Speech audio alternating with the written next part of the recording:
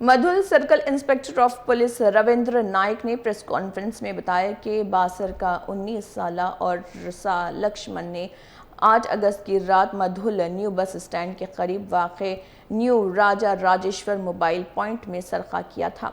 मुलजिम ने दुकान से 2 मोबाइल फ़ोन, 2 ब्लूटूथ और डिवाइसेस और एक पावर बैंक चोरी की थी। दुकान की सीसीटीवी फुटेज की मदद से मुलजिम की शिनाख्त करके उसे गिरफ्तार कर लिया गया है।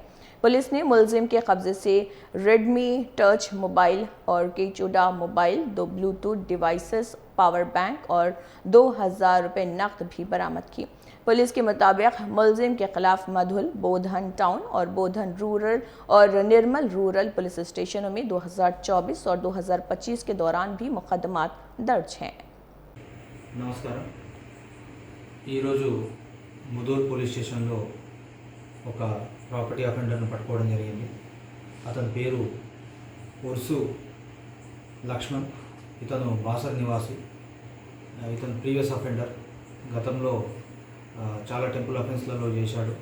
లాస్ట్ టైము బోధన్ రూరల్ పరిధిలోంచి టెంపుల్ అఫెన్స్లో చేసి అక్కడ జైలు పోయి ఒక వారం క్రితం బయటకు వచ్చాడు. అయితే తేదీ 8వ తారీఖు రోజు మధ్యాహ్నం పూట నిర్మల్ వెళ్తాడు.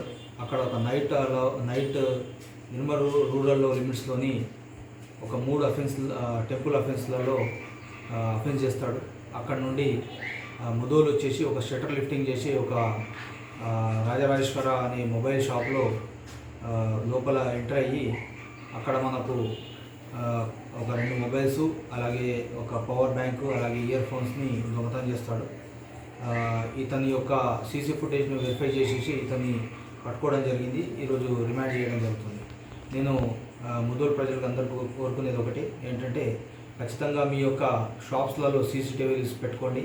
అదేవిధంగా ప్రతి షాప్ ఓనర్ కూడా వాళ్ళ షాప్స్ కవర్ చేస్తూ, అలాగే ఆ సీసీ కెమెరాలు ఒకటి రోడ్ సైడ్ విజిబిలిటీ అయ్యేటట్టుగా కవర్ చేయాలని